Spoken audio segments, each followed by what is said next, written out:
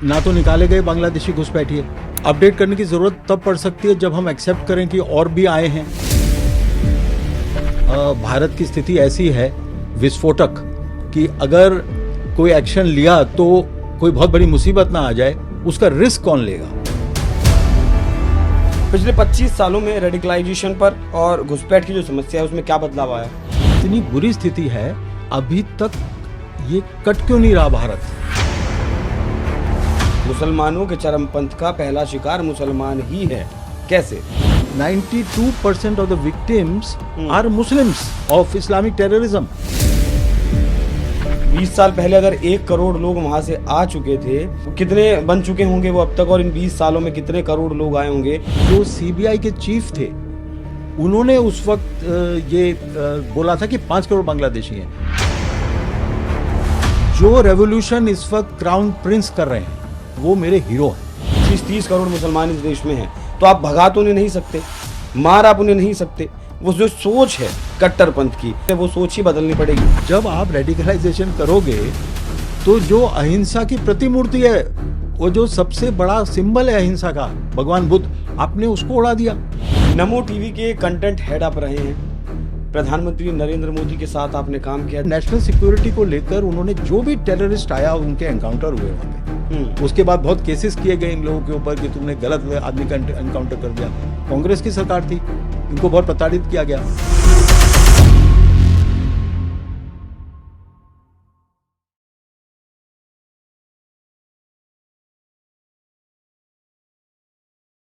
नमस्कार, मैं अभिषेक पुंडीर। आज बात करेंगे एक ऐसे संवेदनशील मुद्दे पर जिसे देखते तो सब हैं, लेकिन उसके बारे में विमर्श कोई नहीं करता। शुतुरमुर्ग की तरह अपनी गर्दन को जमीन के नीचे धंसा लेते हैं। आज बात करेंगे इस्लाम की भारत में क्या स्थिति है और इस्लाम की दुनिया में क्या स्थिति है। किस तरीके से जब 2011 का सेंसस इस देश में हुआ था तो 20 करोड़ के लगभग जनसंख्या यहां बताई गई थी, लेकिन उसके बाद लगभग 14 साल बीत चुके हैं, जनसंख्या अब तक नहीं पता चली इस देश की कितनी है और किस समाज की कितनी जनसंख्या है। लेकिन इस बीच कट्टरपंथ का, रेडिकलाइजेशन का एक जो दौर चला है और जिस तरीके से वो बढ़ा है, उसे काउंटर कैसे किया जाए और किस हद तक वो इस समाज की जड़ों में घुस चुका है, उसी विषय पर बात करेंगे। बात करने के लिए मेरे साथ आज स्टूडियो में मौजूद हैं मयंक जैन जी। सर, बहुत बहुत स्वागत आपका, आप स्टूडियो में आए। 27 साल का अनुभव है, 50 से ज्यादा फिल्में समाज को जागृत करने के लिए, जन जागृति के लिए बना चुके हैं और लगातार अब 27 वर्षों से सर जिस तरीके से समाज के हित के लिए काम कर रहे हैं वाकई में काबिल तारीफ है।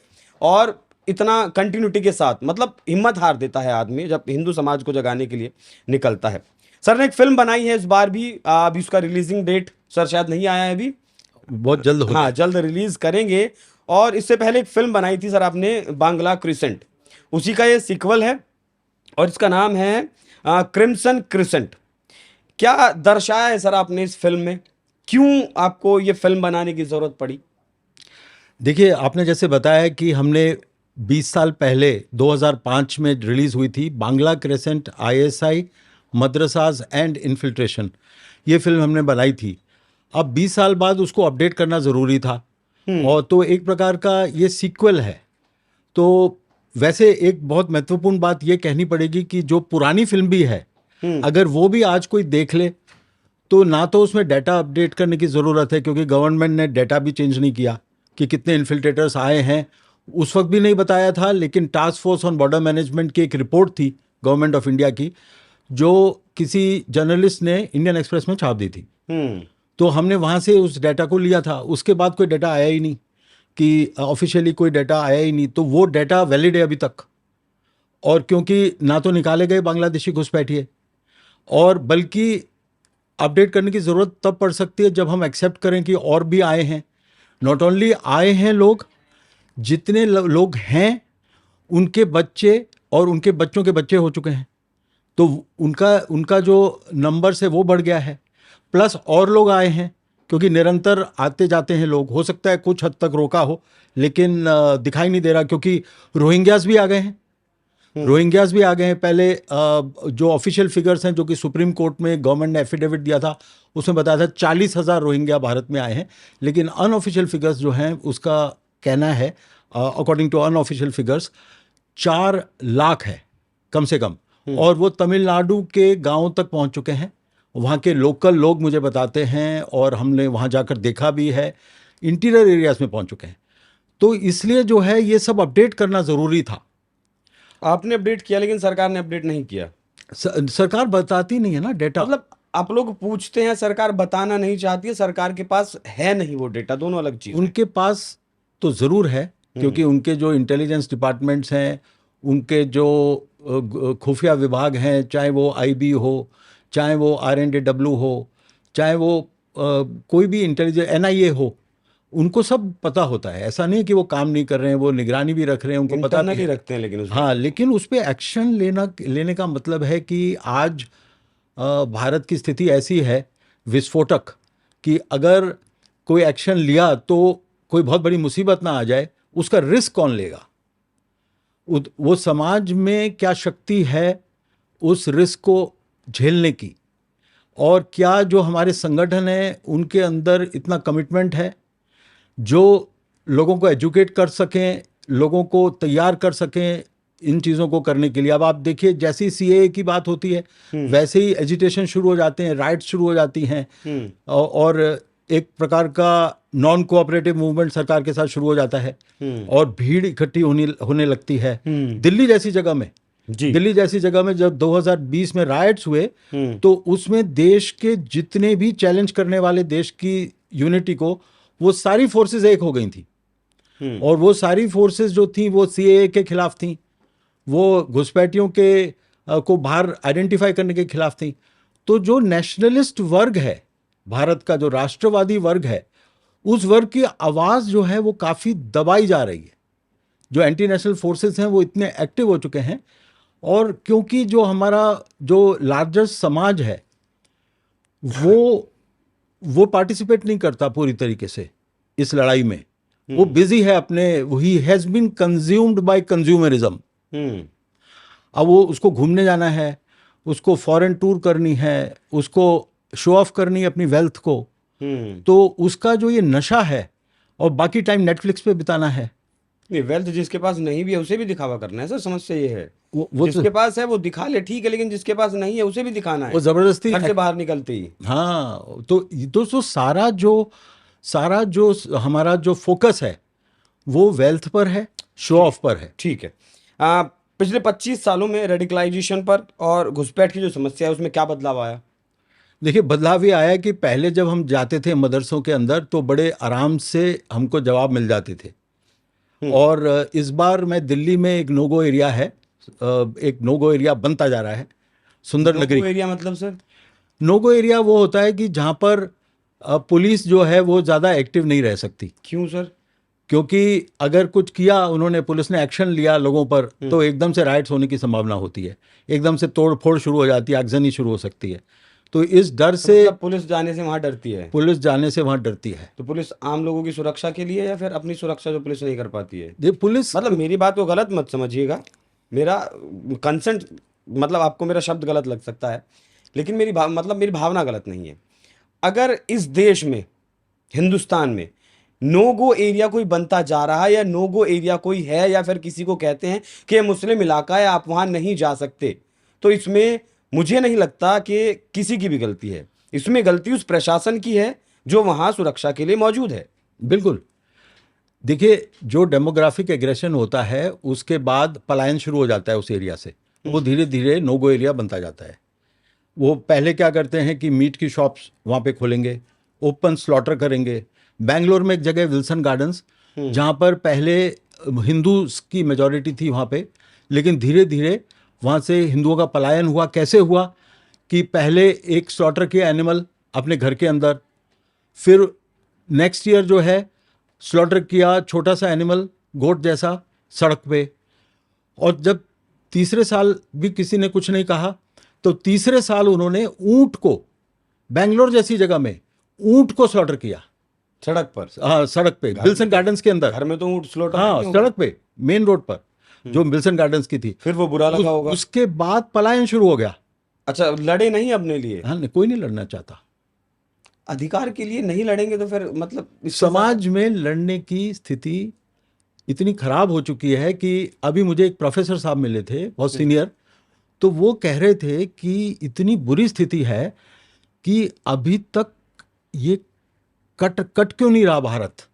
उन ये नहीं था कि वो कटवाना चाह रहे थे, वो बोल रहे थे कि कुछ हिस्सा जो है वो प्रयासरत है। पाकिस्तान, चाइना और जो दूसरी शक्तियां हैं, जो डीप स्टेट है वेस्ट का, डीप स्टेट है, बांग्लादेश भी बैठा है, तो वो सब चारों तरफ से बोले कि ये एक अचरज की बात है, अचंभे की बात है कि अभी कटा नहीं अभी तक। वो बहुत दुख में उन्होंने बोला था। बहुत सीनियर प्रोफेसर है, मैं उनका नाम नहीं ले सकता, उन्होंने मुझे बताया ये। तो ये स्थिति बनती जा रही है। और जो पुलिस है, अब आपको मैं बताऊं कि जैसे जो नोगो एरियाज में क्या होता है। नोगो एरिया, अब जैसे दरियागंज तो नोगो एरिया नहीं है, लेकिन वहां पे अब पॉपुलेशन में चेंज आ रहा है। वो जैनियों का इलाका हुआ करता था। जो जैन समाज है वो दरियागंज में रहता था बहुत बड़ी तादाद में। तो वहां से जैन्स का पलायन हो रहा है और वो लोग बेच बेच के वहां से जा रहे हैं। तो वहां पे जो बिल्डिंग्स बन रही हैं अब उनके जाने के बाद, तो वो 5-5, 6-6 फ्लोर तक खींच रही हैं, जबकि 4 फ्लोर से ज्यादा अलाउड नहीं है बिल्डिंग बाय लॉज में। तो मैंने पूछा, मैंने कई जगह पे भारतवर्ष में मैं गया, ये सेकंड पार्ट में आएगा, ये जो फर्स्ट पार्ट में नहीं है फिल्म की, ये फिल्म के सेकंड पार्ट में आएगा, जिसकी शूटिंग मैं कर चुका हूं। तो जैसे हम किसी छत पे खड़े थे, वो हिंदू समाज के एक एरिया था छोटा सा, जो एक लार्जर एरिया था अहमदाबाद में, और उसके अंदर बड़ी बड़ी बिल्डिंग्स थी मुस्लिम साइड पे, और ऊंची बिल्डिंग्स थी, और जो हिंदू साइड पे थोड़ी सी कम हाइट की बिल्डिंग्स थी। तो मैंने उनसे पूछा कि ये क्या कारण है कि हम लोग जहाँ खड़े हैं यहाँ की हाइट कम है और वहाँ की हाइट ज़्यादा है। और राइट्स के टाइम पर हमने देखा है कि ऊपर अगर आपके पास हाइट का एडवांटेज है तो पत्थर से मार खाएंगे। तो मैंने कहा आप लोग क्यों नहीं बनाते 5th फ्लोर और 6th फ्लोर। तो बोले कि वो डिमोलिश करने आ जाएगा म्युनिसिपल कॉर्पोरेशन इमीडिएटली। तो मैंने कहा और उनका, बोले वहाँ पे कोई नहीं जा सकता। तो जो आपने सवाल पूछा था ना कि नोगो एरिया क्या होता है, तो नोगो एरिया में पुलिस एक्शन नहीं ले सकती। पॉलिटिशियंस उनको एक्ट नहीं करने देंगे क्योंकि राइट्स हो जाएंगे और लॉ एंड ऑर्डर की सिचुएशन हो जाएगी, उसके लिए मुसीबत आ जाएगी पुलिस वाले के लिए। और ऊपर से मुझे बताया गया है कि कुछ ऑफिसर्स को जब वो ऊपर खींचते हैं बिल्डिंग्स तो कुछ मिलता होगा और काफी बड़े अमाउंट्स मिलते हैं। हाँ, तो इसलिए मुझे डर लगता है कि जैसे दिल्ली में जब राइट्स हुए तो जो समाज है, जो राष्ट्रवादी समाज है, उसकी साइड में पुलिस क्यों नहीं आई इतनी मुस्तैदी के साथ जितना पहले आती थी। शर्म आती है जिस देश का इतिहास रहा, अपने बच्चों तक को देश के लिए कुर्बान करने का, वहां चंद रुपयों के लिए देश की अस्मिता के साथ खिलवाड़ किया जा रहा है। इसको एग्जामिन करना चाहिए कि क्या करप्शन है उन इलाकों में, क्या ये नेशनल सिक्योरिटी के लिए चैलेंज है।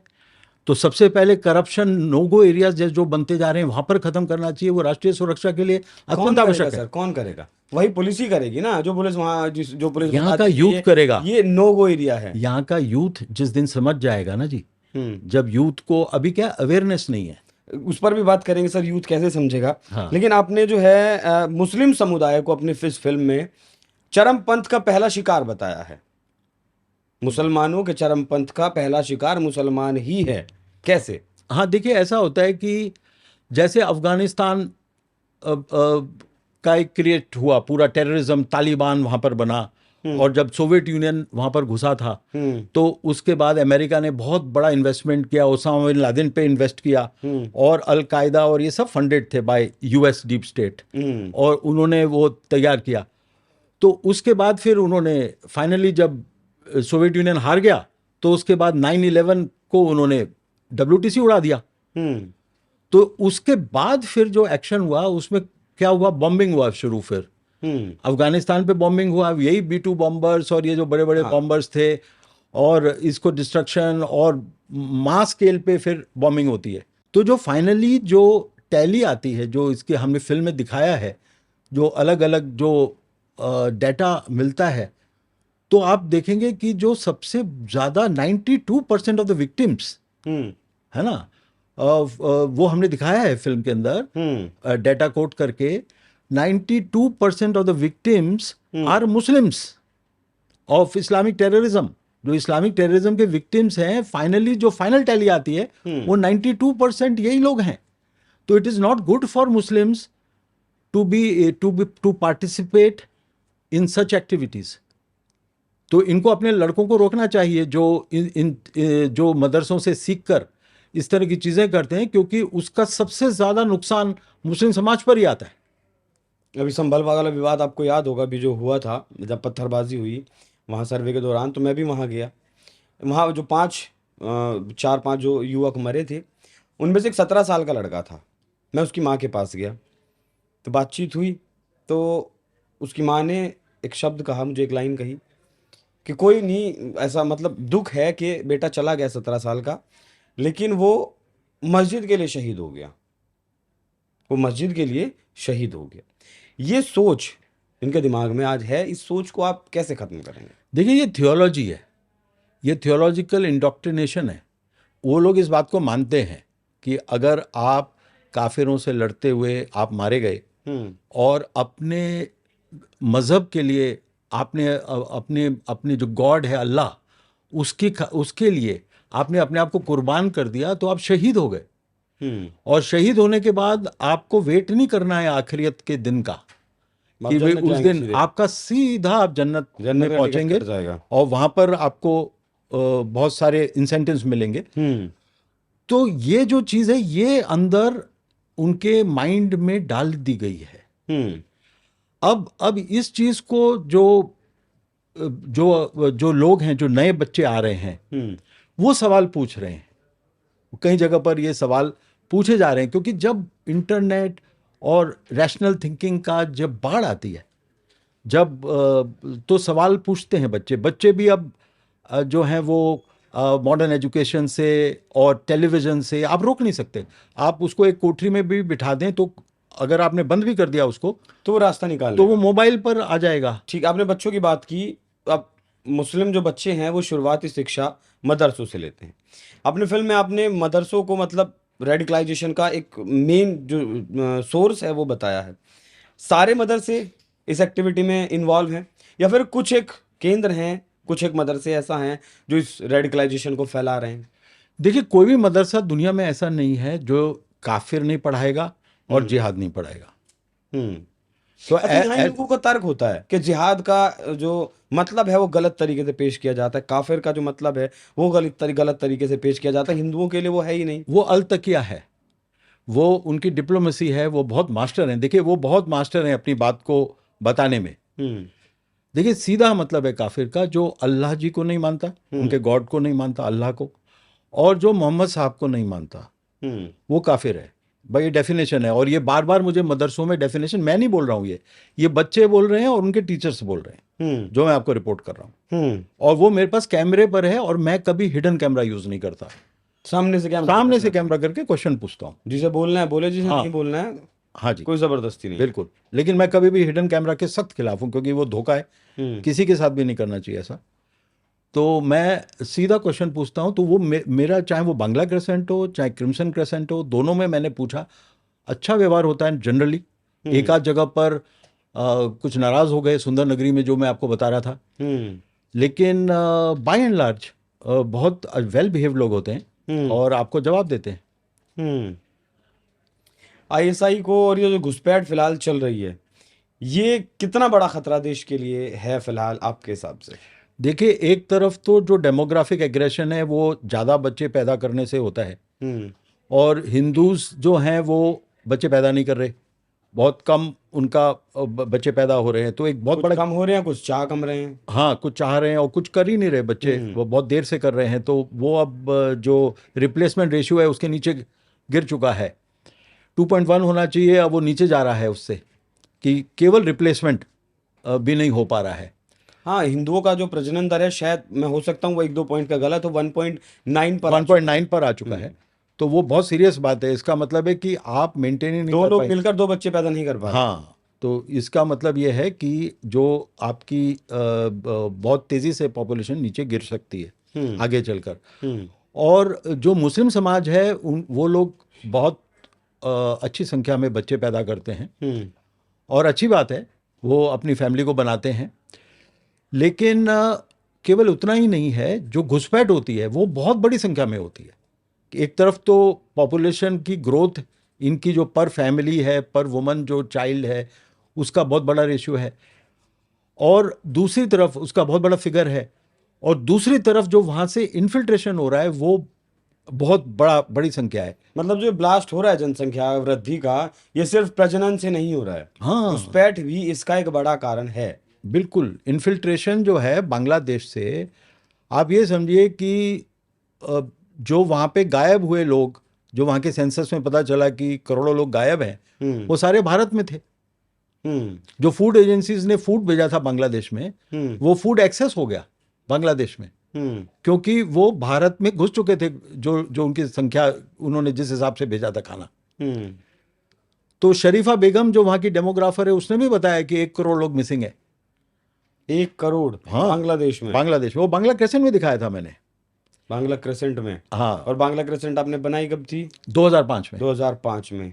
और आज हम कब बैठे हैं? आज हम बैठे हैं 2025 में। 25 में। मतलब 20 साल पहले अगर 1 करोड़ लोग वहां से आ चुके थे, वो 1 करोड़ लोग आज कितने में कन्वर्ट हो, अगर वो यहाँ आए हैं तो कितने कितने बन चुके होंगे वो अब तक, और इन 20 सालों में कितने करोड़ लोग आए होंगे, ये डेटा किसी के पास नहीं है।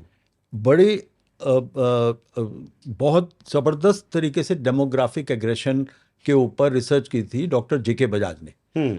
और डॉक्टर जेके बजाज एक, वो फिजिक्स में पीएचडी हैं, साइंटिस्ट हैं, लेकिन डेमोग्राफी के मास्टर हैं। और उनका जो सेंटर फॉर पॉलिसी स्टडीज़ है, उसने दिखाया कि जो बांग्लादेश से बॉर्डर वाले जो डिस्ट्रिक्ट्स थे, वहाँ पर कितनी तेज़ी से पॉपुलेशन बढ़ी है बॉर्डर डिस्ट्रिक्ट्स में, कितनी एबनॉर्मल तरीके से जो मुस्लिम पॉपुलेशन है वो बढ़ी है, जो नॉर्मल रेट ऑफ ग्रोथ है। और फिर उन्होंने साइमल्टेनियसली दिखाया कि जो ज़िला जो बांग्लादेश का था, उसमें साइमल्टेनियसली दिखाया कि पॉपुलेशन नीचे गई है और इधर बढ़ गई इधर वो। इधर ऊपर गई है। तो इसलिए वो प्रूव्ड है कि हाँ, मतलब बॉर्डर पर बीएसएफ की जो रिपोर्ट्स हैं वो भी, मतलब हमने कई बार देखी है, सरकारों तक पहुंची हैं, लेकिन वो शायद, मतलब हम शायद, हो सकता है मुझे ना पता हो, लेकिन बहुत ज़्यादा काम उन पर नहीं हुआ है। 2005 तक 2 करोड़ बांग्लादेशी भारत में घुस चुके थे। और मेरी फिल्म में अच्छा, ये चीज़ सरकार ने कही? सरकार ने कही, लेकिन फिर वापस ले ली? ये सरकार की रिपोर्ट है, task force on border management. Atal ji ने जब करगिल का युद्ध हुआ था, तो उसके बाद टास्क फोर्स बिठाई थी बॉर्डर मैनेजमेंट के लिए। उसकी ये रिपोर्ट है, जो कि इंडियन एक्सप्रेस ने छाप दी थी, सरकार ने रिलीज नहीं की थी। तो हमने उसमें से निकालकर ये डाटा देखा था। और उसके अलावा जो सीबीआई के चीफ थे, उन्होंने उस वक्त ये बोला था कि 5 करोड़ है, 5 करोड़ बांग्लादेशी हैं। उनकी बाइट मेरी फिल्म के अंदर है। अच्छा, वो बाइट आपके पास है? हाँ, जोगिंदर लेकिन फिर सिंह, वो सीबीआई के चीफ थे जोगिंदर फिर सिंह। वो आंकड़े वापस ले लिए गए सर, क्या कर सकते हैं बताइए? नहीं, आंकड़े वापस तो ले नहीं सकते, क्योंकि वो बोलेंगे, कौन मानेगा? जो स्टेटिस्टिशियन है वो नहीं मानेंगे, डॉक्टर जेके बजाज नहीं मानेंगे। जवाब जो देना पड़ेगा ना फिर, आए हैं तो कहाँ हैं, कैसे हाँ, आए? तो वो अब आपकी सिक्योरिटीज क्या कर रही हैं? अब जो है, अब वो बोल रहे हैं ना कि हम लोग रजिस्टर बनाएंगे, नेशनल एक रजिस्टर बन रहा है, वो उसमें नोट डाउन हो रहा है। चलिए, सरकारी काम। वैसे पुलिस को तो पता ही है। नहीं, सरकारी काम आप जानते हैं हिंदुस्तान में किस रफ्तार से होता है। अच्छा, आपकी फिल्म के बारे में कुछ आलोचक ये कहते हैं कि आप ये, मतलब मुस्लिमों से नफरत की जा सके, इस तरीके की फिल्में आप बनाते हैं। आपके आलोचकों का ये कहना है। नहीं, देखिए, वो तो अब मतलब उनको नकारात्मक दिखाने की आप कोशिश करते हैं मुसलमान समुदाय को? नहीं, हम तो जो हो रहा है ग्राउंड पे, हम जाते हैं उनके मदरसे में, जो वो बोलते हैं हम वैसा का वैसा दिखाते हैं, हम उस पर कोई टिप्पणी भी नहीं करते। जो न्यूज़ रिपोर्ट्स हैं, जो गवर्नमेंट की रिपोर्ट्स हैं, जो अब जैसे मान लीजिए सूटकेस जिहाद होता है, लव जिहाद होता है, और एक लड़की जो है वो उसको 300 लीटर के फ्रिज में काट के उसको डाल दिया जाता है फ्रीजर में। तो हम उसे रिपोर्ट करें कि नहीं करें? करना चाहिए। तो बस हम रिपोर्ट करते हैं जो हो रहा है। तो जो भी चीज़ ग्राउंड पे हो रही है, हम कोई मुस्लिम ने किया या नहीं किया, वो उससे हमें मतलब नहीं है। अगर कोई इस तरह की चीज़ होती है, जो खौफनाक हादसा हो रहा है, उसकी वजह से लोगों का पलायन हो रहा है, मान लीजिए कोई ऐसी लोकेलिटी है जहाँ पर लोग डर रहे हैं, लेडीज़ डर रही हैं, तो ये जो चीज़ है, जो ये हर सूटकेस को और हर फ्रिज को हम कब्र तो नहीं बनने दे सकते ना। तो जो हो रहा है, जो इतना बड़ा पैसा पेट्रो डॉलर्स के जरिए, पेट्रो डॉलर्स, और पीएफआई जो है वो पेट्रो डॉलर्स को लेकर, है ना, और वो लव जिहाद को प्रमोट करती है। तो हम उसको बताते हैं, हम ये जो समाज है हमारा, जो मतलब जो चल रहा है आप उसे ही दिखाते हैं, अपनी तरफ से उसमें कुछ और ऐड तो नहीं करते हैं। हाँ, कोई फैक्ट पे अगर कोई गलती हो हम्म। तो हमें बताएं, तो हम सुधार क्षमा करें। मांग लेंगे उसकी, और हम हम्म। उसको डिलीट कर देंगे फिल्म में से।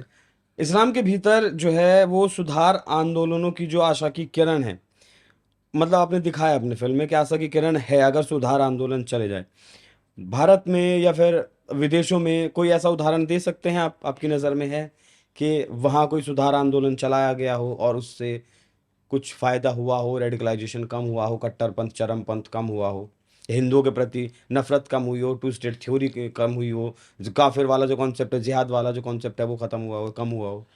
देखिए, बहुत बड़े चेंजेस आ रहे हैं। हम्म। इतने बड़े चेंजेस आ रहे हैं कि भारत में तो हम सोच भी नहीं सकते। और चेंजेस सऊदी अरेबिया में आ रहे हैं, चेंजेस ईरान में आ रहे हैं, चेंजेस अबू धाबी में आ रहे हैं। अबू धाबी में आपने देखा होगा मंदिर बन गया। और कभी कोई सोच सकता था कि एक इस्लामिक लैंड के ऊपर, जो कि एक इस्लामिक कंट्री अबू धाबी जैसी, वहाँ पर सैफरन क्लोथ्स पहना हुआ एक प्रीस्ट मोदी जी, और वहाँ पर वहाँ के क्राउन प्रिंस जो रोब हाँ, रोब पहनते हैं वहाँ के जो शेख। टिपिकल शेख लोग, वो सब एक साथ बैठकर वो पूजा को विटनेस करेंगे। तो ये कोई मामूली बात नहीं है कि जो एक कुफ्र माना जाता है, जो एक मंदिर को, मूर्ति को, वो उसकी स्थापना होती है वहां पे जाके। केवल यही नहीं, जो रेवोल्यूशन इस वक्त क्राउन प्रिंस कर रहे हैं, crown Prince of Saudi Arabia, वो मेरे हीरो हैं। हम्म। अगर मुझे मुसलमानों के प्रति कुछ वो मेरे अंदर निरादर का या नफरत का भाव होता, तो मैं इतना आदर crown Prince of Saudi Arabia का नहीं करता, एमबीएस का। एमबीएस का नहीं करते। तो एमबीएस क्या कह रहे हैं? एमबीएस कह रहे हैं कि हम 1.5 ट्रिलियन डॉलर्स इन्वेस्ट कर रहे हैं न्यूयॉर्म प्रोजेक्ट में। हम्म। एक लाइन प्रोजेक्ट है, जैसे हमारे यहाँ जैसे शहर होता है ना, तो ऐसे गोलाई में होता है। तो ये सब यहाँ ऑफिस है, यहाँ ऑफिस है, यहाँ ऑफिस है, सब गोलाई में है सब। उन्होंने लाइन प्रोजेक्ट किया कि एक ही लाइन में होगा, जिससे कि बहुत फास्ट रेल जाएगी और बहुत इजीली ट्रैफिक वैफिक का प्रॉब्लम सब सॉल्व हो जाएगा। Centre line project. हाँ, द लाइन प्रोजेक्ट। हम्म। तो वो न्यूयॉर्म प्रोजेक्ट के अंतर्गत है। उसमें दुनिया की सबसे मॉडर्न ऑफिसेस और एआई और आप जो भी सोच सकते हैं, जो रिसर्च एंड डेवलपमेंट, अकाउंट्स, उसको लेकर जो लेटेस्ट ऑफिसेज हैं वर्ल्ड के, जो बड़ी बड़ी कंपनीज हैं, कॉरपोरेट्स हैं, उन सब के ऑफिसेज वहाँ आ रहे हैं और डेवलपमेंट सेंटर्स आ रहे हैं। और उसमें वो 1.5 ट्रिलियन डॉलर्स बहुत बड़ा अमाउंट है, बहुत बड़ा जो कि वॉल स्ट्रीट जर्नल ने कोट किया है कि 1.5 ट्रिलियन डॉलर्स। अब उनके पास वहाबिज्म को फंड करने का पैसा नहीं है देने का। उन्होंने बंद करने की बात करी है वहाबिज्म को। 100 बिलियन डॉलर्स वो दे चुके हैं वहाबिज्म के लिए, जिसका 25% इंडिया, बांग्लादेश और पाकिस्तान में पहुंचता है। तो ये जो चीज है, ये रेवोल्यूशन है। इसे सेलिब्रेट करना चाहिए। ये मुस्लिम्स के लिए भी बहुत अच्छा है, उनके बच्चे भी पढ़ेंगे, लिखेंगे, उनको अच्छी जगह वो सर्विस करने जाएंगे। और ये जो फालतू की बातें हैं कि आप कट्टरपंथी विचारधारा में शामिल हो जाइए और एक पर्टिकुलर समुदाय से नफरत करिए, और जिस तरह से रेडिकलाइजेशन होता है, फिर गणेश चतुर्थी का टाइम आता है तो अटैक करिए उनके ऊपर, पत्थरबाजी करिए, रामनवमी पर पत्थरबाजी, रामनवमी पे, दुर्गा पंडाल पर पत्थरबाजी होती है बिल्कुल हिंदुओं के देश में। अच्छा सर, इस रेडिकलाइजेशन को मतलब खत्म कैसे किया जाए, कम कैसे किया जाए, शिक्षा नीति किस तरीके की बनाई जाए, उसके वो कुछ आपके दिमाग में कोई ब्लूप्रिंट है कैसे इसे कम किया जाए रेडिकलाइजेशन को? क्योंकि आखिरकार कम तो करना पड़ेगा, क्योंकि अगर 25-30 करोड़ मुसलमान इस देश में हैं तो आप भगा तो उन्हें नहीं सकते, मार आप उन्हें नहीं सकते। वो जो सोच है कट्टरपंथ की, आपको मतलब आज कर ले या कल कर ले, वो सोच ही बदलनी पड़ेगी। मारना तो चाहिए भी नहीं। नहीं, मैं तो बता रहा हूं, रास्ता ही नहीं है। हाँ, तो मेरा कहने का मतलब यह है कि जो रेडिकलाइजेशन हो रहा है उस पर खुला डिस्कशन होगा जिस दिन, और जिस दिन, इसीलिए हमने ये फिल्म बनाई है कि हम और ईमानदारी से जो हो रहा है वो दिखाइए। क्योंकि वो लोग तो कह रहे हैं ना, उनको क्या आपत्ति हो सकती है, वो लोग तो कह रहे हैं कि हम ये कर रहे हैं, हम उसको रिपोर्ट कर रहे हैं। तो वो जब इंफॉर्मेशन आती है कि भाई ये रेडिकलाइजेशन आप करोगे तो उसका ये नतीजा होता है, आपने बामियान बुद्धा को उड़ा दिया, क्या रेडिकलाइजेशन का अल्टीमेट अफगानिस्तान में है ना? जब जब आप रेडिकलाइजेशन करोगे तो जो अहिंसा की प्रतिमूर्ति है, वो जो सबसे बड़ा सिंबल है अहिंसा का, भगवान बुद्ध, आपने उसको उड़ा दिया। तो इससे क्या क्या आपको हासिल हुआ? तो ये जो थियोलॉजिकल डायमेंशंस हैं उनके, जिसमें उनके लिए कंपलसरी हो जाता है कि जो आइडल है उसको हमें तोड़ना है, पहले उसे तोड़ना है। तो क्योंकि उनके यहाँ वो तौहीद, उसमें सिखाया गया है कि अल्लाह के अलावा दूसरा कोई भी नहीं है, गॉड एक ही गॉड है। तो अगर कोई दूसरा गॉड होगा तो उसको तोड़ना कंपलसरी हो जाता है। लेकिन ये एक मल्टीकल्चरल वर्ल्ड है और सदियों से लोग रह रहे हैं, अलग अलग देशों में रह रहे हैं। अब आप देखिए कि केवल ये इस्लाम की बात नहीं है। जो रेडिकल क्रिश्चियनिटी थी, जो डार्क एजेस वाली क्रिश्चियनिटी थी, उसने साउथ अमेरिका में जो ट्राइबल एरियाज थे उनका क्या किया?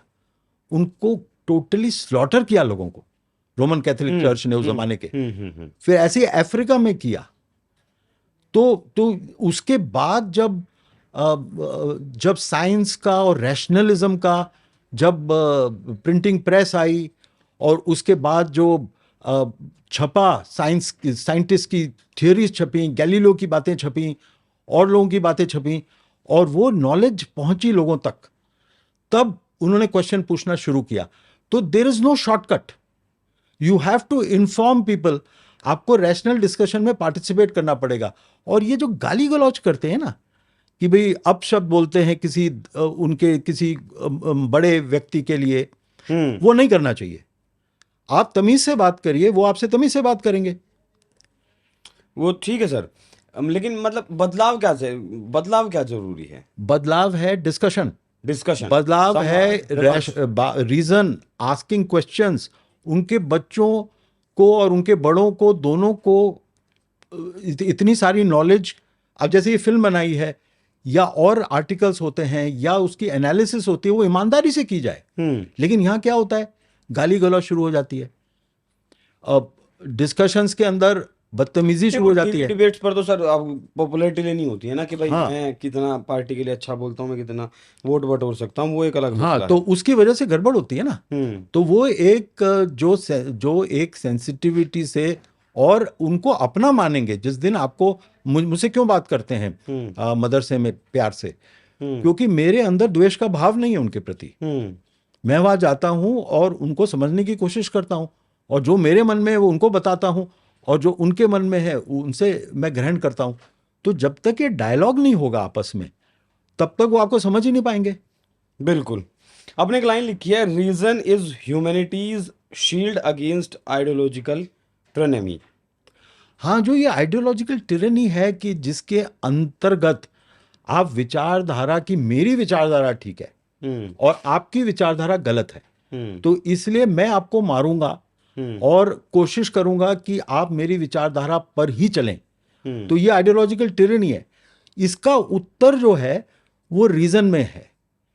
अगर मुझे चैलेंज किया जाए कि आप बहुत ही अनरीजनेबल बात कर रहे हैं, है ना, और अब मुझे समझाया जाए और बार बार लोग बोलें, तो वो फिर बात टूटता है, वो स्ट्रक्चर टूटता है आइडिया का। जो एक फॉल्स आइडिया आपने क्रिएट किया है अपनी सुपरमेसी का, मैं ये सोचूं कि मैं ही सब चीज ठीक बोल रहा हूं।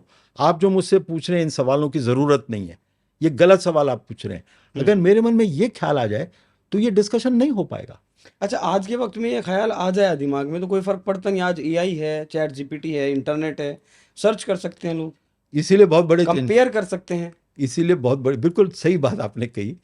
अब वो मौलवी पर डिपेंडेंट नहीं है, वो हमारे प्रोग्राम पर केवल डिपेंडेंट नहीं है। मतलब ऐसा लगता है अजान देने के लिए बचे हैं बस। हाँ, लेकिन उनका एक बहुत बड़ा रोल है, जाहिर सी बात, वो सिखा रहे हैं। अब वो बच्चा सबसे पहले वहीं जाता है, वो बचपन से सिखा रहे हैं। हाँ। और हर फ्राइडे को नमाज में जाना होता है, एवरी डे उनको सब प्रैक्टिसेस करनी होती हैं। तो उनके पास जो डायलॉग है वो, और जो कम्युनिकेशन है वो हर लेवल पे पहुंचता है। उनके पेरेंट्स उनको सिखाते हैं, वो सारे कमिटेड लोग हैं। जो हिंदू समाज है उनको सीखना चाहिए उनसे कि उनका कितना लेवल है कमिटमेंट का। जो मुस्लिम्स का जो लेवल है कमिटमेंट का अपने धर्म के प्रति, उसको हमें ग्रहण करना चाहिए। हमारे में इतना कमिटमेंट क्यों नहीं है? और जबकि इतना बड़ा चैलेंज हमारे सामने खड़ा है, तब भी हमारे में वो कमिटमेंट नहीं है। हम्म तो तो जिस दिन हमें ये समझ में आ जाएगा, तब हम सवाल पूछेंगे कि आप ये बात क्यों कह रहे हैं।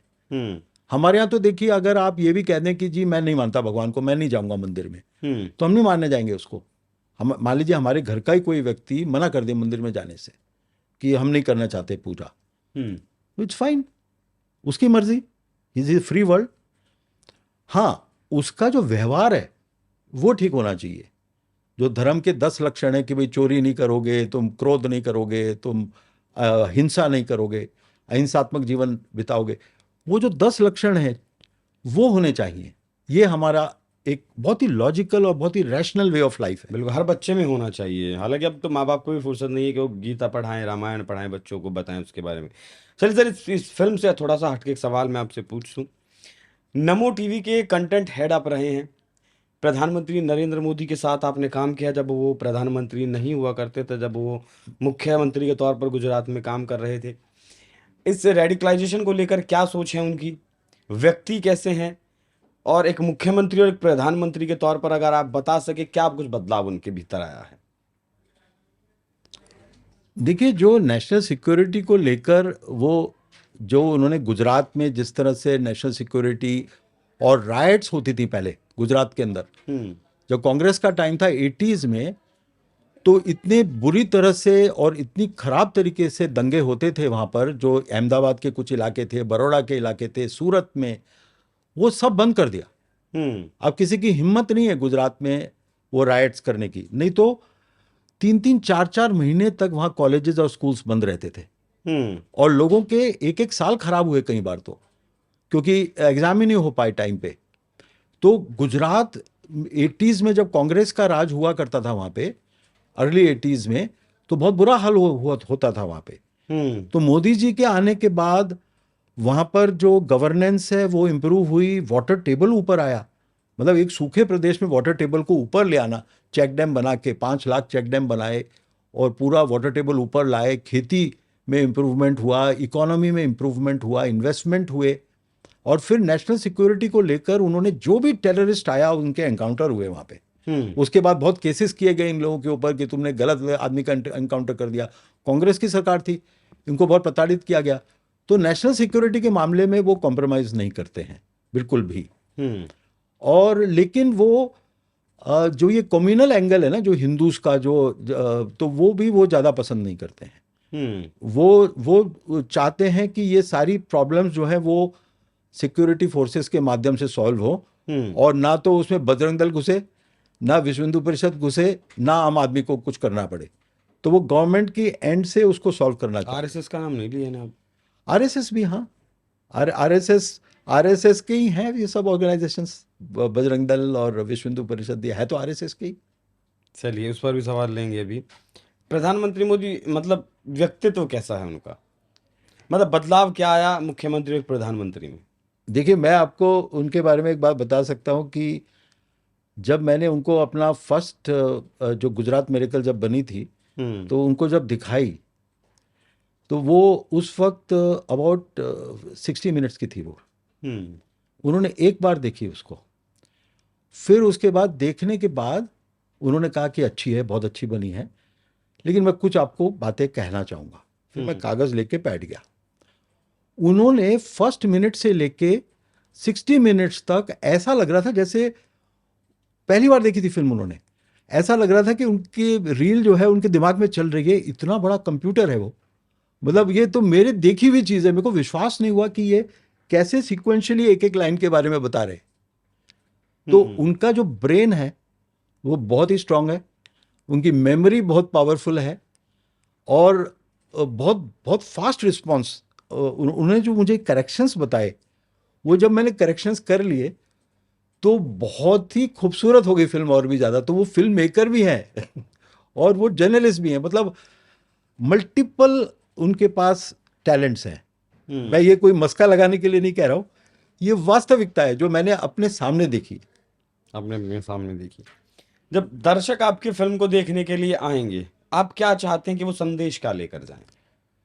मैं ये चाहता हूँ कि जो सौहार्द का वातावरण है देश में वो हो जाए।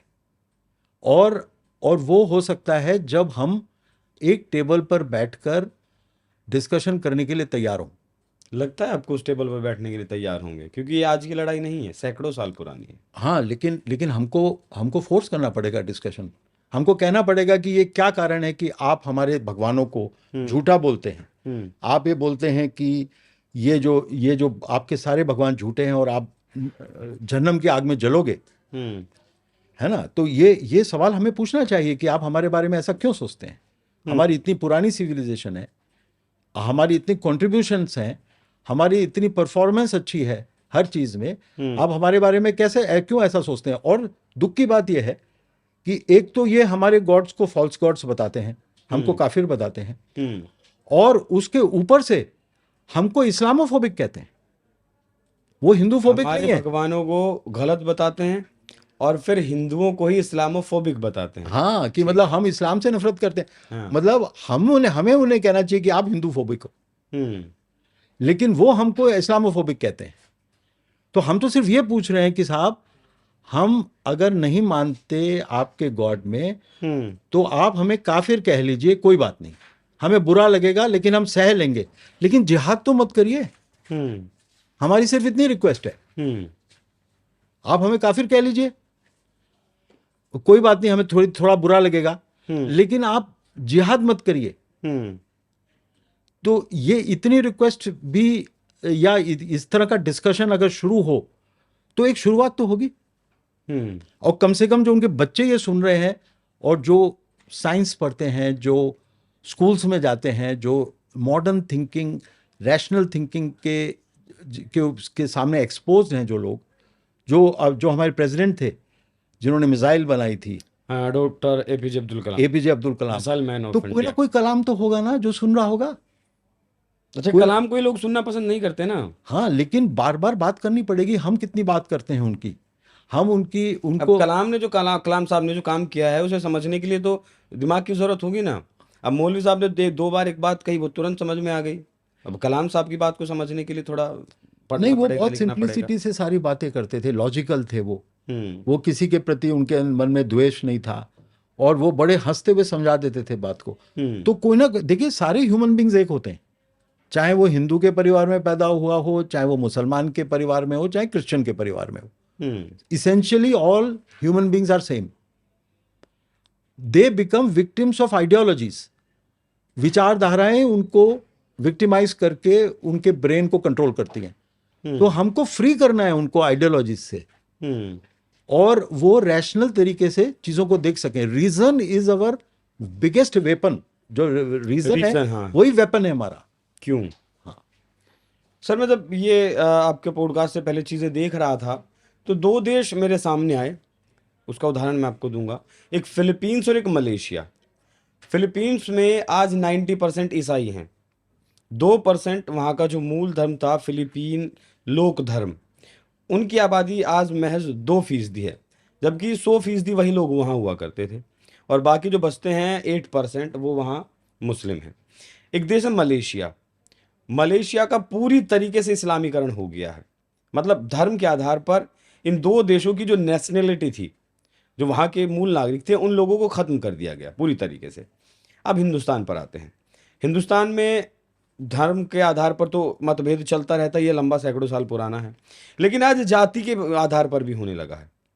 दोनों, अगर ये धर्म वाला भेद और जाति वाला भेद अगर मिल जाए, तब हिंदुस्तान के लिए कितनी बड़ी समस्या है।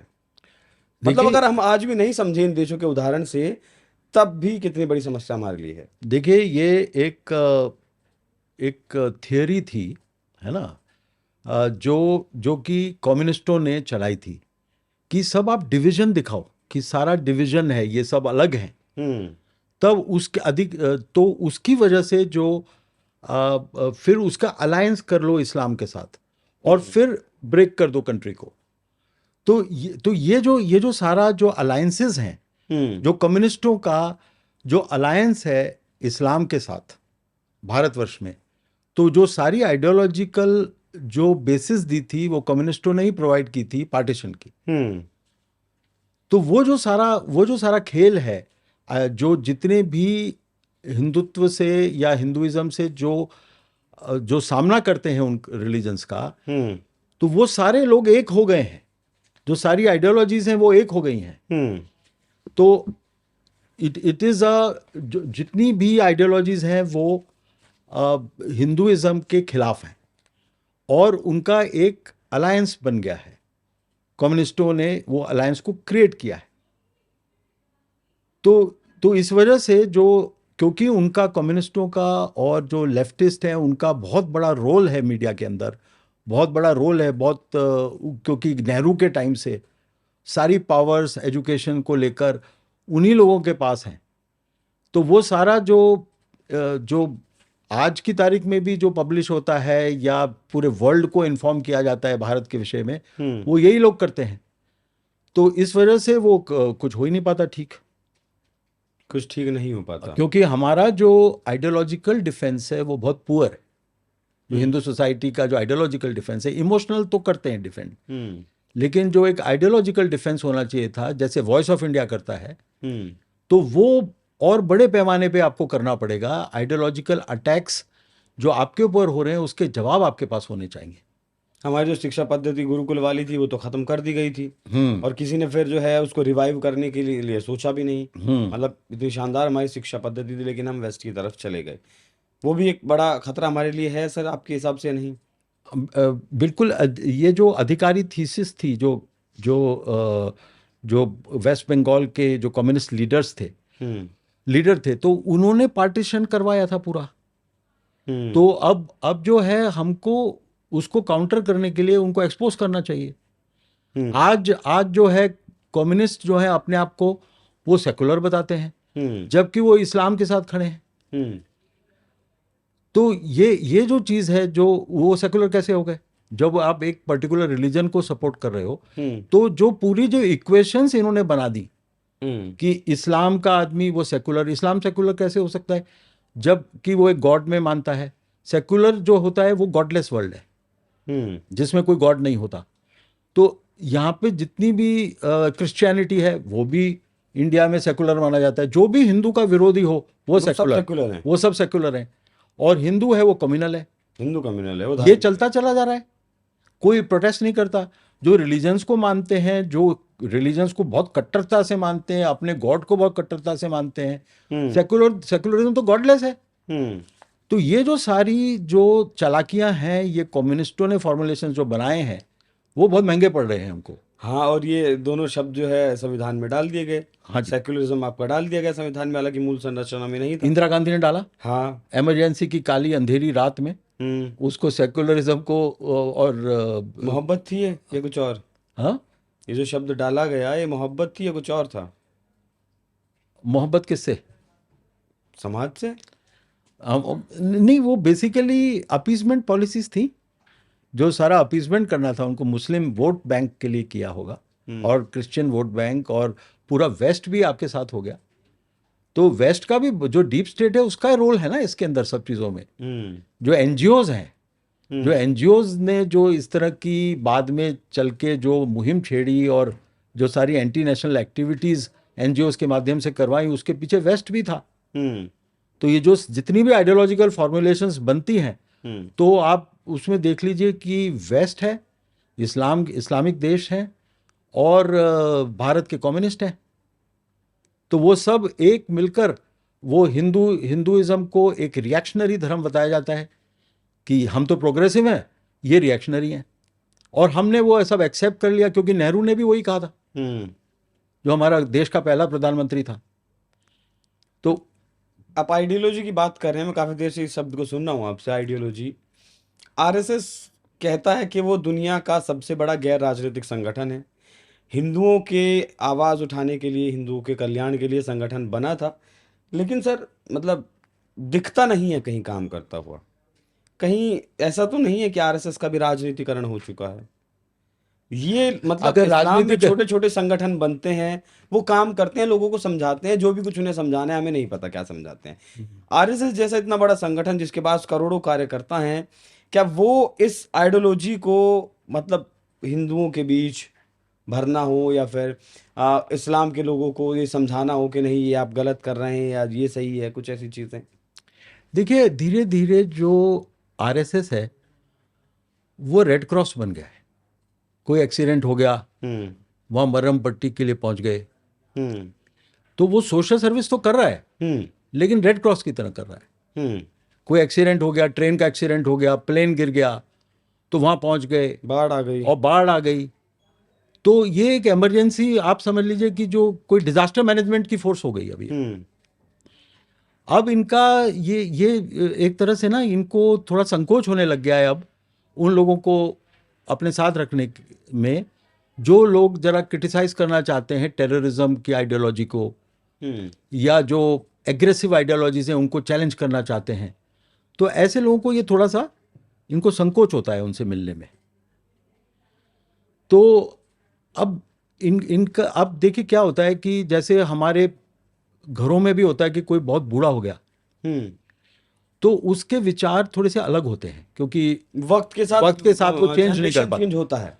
तो अब टाइम आ गया है कि आप जैसे आपकी एज है, आपके एज ग्रुप के लोग हैं जो यंग लोग हैं, हम्म वो एक नवीनता लाएं एक आइडियोलॉजी में, एक डिस्कशन शुरू हो हम्म और जो कॉन्क्रीट चीज करनी है जैसे एमबीएस कर रहे हैं वो कॉन्क्रीट चीज कर रहे हैं ग्राउंड पे।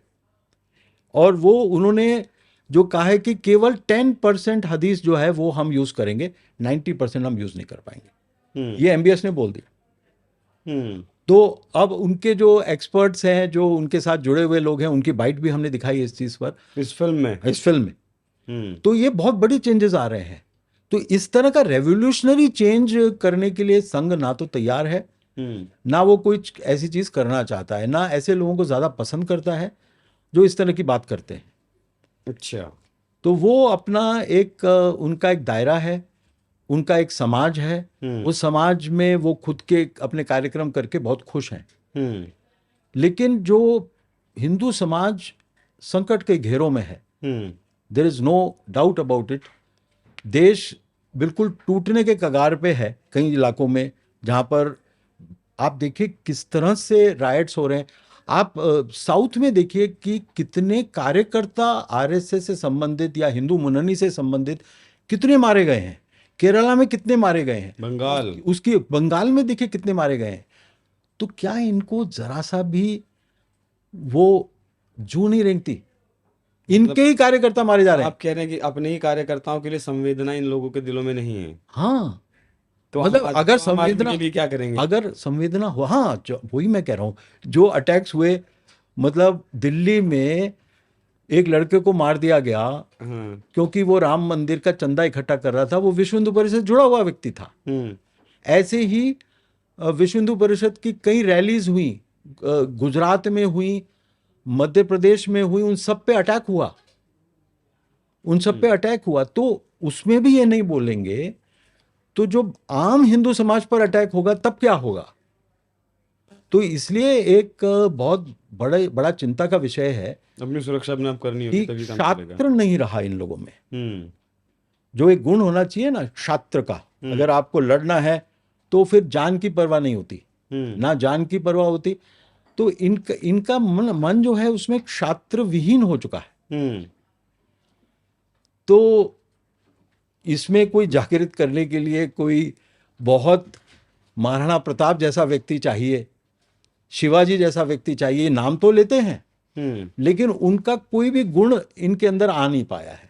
अच्छा सर, आपने कहा कि लगातार हिंदू धर्म कमजोर हो रहा है इस तरीके से, और इस्लाम कमजोर हो रहा है, मतलब वैचारिक तौर पर, कट्टरता के तौर पर, चरमपंथ के तौर पर। वैसे तो आबादी बढ़ी रही है। पीयू रिसर्च कहता है कि 2050 तक लगभग दुनिया की 30% आबादी हो जाएगी मुस्लिम आबादी, और 2.9 बिलियन में ये पहुंच जाएगी, जो आज 1.9 बिलियन है। मतलब आने वाले 25 साल में 1 बिलियन आबादी बढ़ जाएगी। हाँ, लेकिन जो साइमल्टेनियसली जो रेवोल्यूशन हो रहा है ना आइडियोलॉजी का, नंबर्स तो हैं इंपॉर्टेंट, आप सही कह रहे हैं, लेकिन जो चेंजेस आ रहे हैं उन चेंजेस से ही मैं पूछना चाह रहा हूं आपसे, क्या ये खत्म हो जाएगी कट्टरता? हाँ बिल्कुल होनी क्या चाहिए। इस्लाम का जो ये रूप है खत्म हो जाएगा? देखिए हाँ बिल्कुल होगा, क्योंकि उसका कारण ये है कि जो नेचुरल आइडियोलॉजी चीज़ें नहीं होती वो हमेशा के लिए सरवाइव नहीं कर सकती। जो नेचुरली रैशनल और जो नेचुरली लॉजिकल नहीं होती चीज़ें, वो चीज़ें उनका सर्वाइवल होना बहुत मुश्किल होता है। जैसे कट्टरपंथी जितनी भी आइडियोलॉजीज थी, हम अगर हिस्ट्री देखें, चाहे वो नाजिज्म हो, वो पूरी तरह से डिस्क्रेडिट होके पूरी तरह से ख़त्म कर दी गई है। कोई एक आध पागल कहीं पर होता है जो बोलता है कि मैं नाजी हूँ, लेकिन बाय एंड लार्ज नाजिज्म पूरी तरह से डिस्ट्रॉय हो गया। जो विरुलेंट क्रिश्चियनिटी थी, जो डार्क एजेस की क्रिश्चियनिटी थी, गैलीलियो से पहले की, वो सब वो भी सब अब समाप्त हो गई है। अब वो जो उस तरह की विरुलेंट क्रिश्चियनिटी है जो काफ़ी एग्रेसिव है, वो सिर्फ एक्सपोर्ट के लिए रखी है उन्होंने, थर्ड वर्ल्ड के लिए। तो यहाँ पे आके हमारे ट्राइबल एरियाज में वो लोगों को कन्वर्ट करते हैं। तो वो डार्क एजेस की क्रिश्चियनिटी वहाँ हमारे लिए एक खतरा है। लेकिन ओवरऑल जो पूरी दुनिया में वो लिबरल हो चुके हैं, और वो ये आइडियोलॉजी ख़त्म हो चुकी है। चर्चेज में अटेंडेंस ख़त्म हो चुकी है वेस्ट में। तो इसका असर अब ईरान में दिखाई दे रहा है।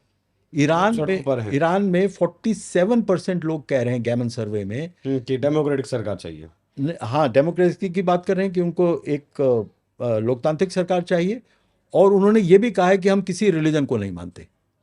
तो इररिलीजियस हो गए 47% लोग। ये बहुत बड़ी बात है। और 50,000 मॉस्क वहाँ बंद हो गई, वो भी हमने दिखाया। 50,000 जो है मस्जिदें बंद हो गई। और फिर जो जैसे डांस और म्यूजिक के लिए मना करते हैं वहाँ पर, तो लोग ज़बरदस्ती डांस और म्यूजिक कर रहे हैं। कपड़े लड़कियों के कैसे होने चाहिए उसका डिसीजन वो लोग लेते हैं। ईरान एक मिनी यूरोप देश हुआ करता था 1979 से पहले, एक अलग यूरोप हो रहा करता था। वहाँ ज़ोरेस्ट्रियनिज्म आ रहा है, पारसी का जो धर्म है, जो लोग पारसी बेचारे भाग के आए थे, हमारे यहाँ बड़े बड़े लोग जो टाटा वो सब हुए हैं वहाँ से। अच्छा सर, एक आखिरी सवाल मेरा आपसे। जिस तरीके की बातें हम ये इस्लाम के रेडिकलाइजेशन को लेकर करते हैं, मैंने कभी नहीं सुना कि हिंदुज्म को लेकर इस तरीके की डिबेट होती हो, या ईसाइयत को लेकर भी मतलब इतनी ज़्यादा डिबेट होती हो कभी, या फिर यहूदियों को लेकर ऐसी डिबेट होती हो कि भाई इनके अंदर इतना रेडिकलाइजेशन है और इस तरीके से कत्लेआम कर रहे हैं, इतना कट्टरपन चरमपन दिमाग में भरा हुआ है, इस्लाम में ही क्यों? या तो आपने कहा जिस तरीके से फैब्रिकेटेड चीज़ें हैं जो मतलब नेचुरल नहीं है, उसे एक दिन ख़त्म होना है। नहीं, फैब्रिकेटेड क्या है, मतलब उनकी आइडियोलॉजी है वो। उनकी जो विचारधारा है, जो उनको सिखाया जाता है मदरसे के अंदर, और जो उनको बताया जाता है कि आपको काफिर जो है वो उसको आपको कन्वर्ट करना है, आपको उसको लाना है अपने पास। तो काफिर के पास वो अप्रोच करते हैं काफिर को, और उसको दावत देते हैं, दावा, और उसको कहते हैं कि आप इस्लाम में आ जाइए। तो वो बच्चा मदरसे का मुझे बता रहा है कि हम पहले उसको इनवाइट करते हैं, दावत देते हैं, जब वो नहीं मानता है तब हम जिहाद का ऐलान करते हैं। बच्चा कितना बड़ा था वो? 10-12 साल का, 14 साल का। उसको भी पता है कि दावत देनी है। दावत इज द मेन थिंग। आपको और दावत देने के बाद जिहाद बहुत दूर नहीं रहता, 2-3 कदम की अंतर रह जाता है।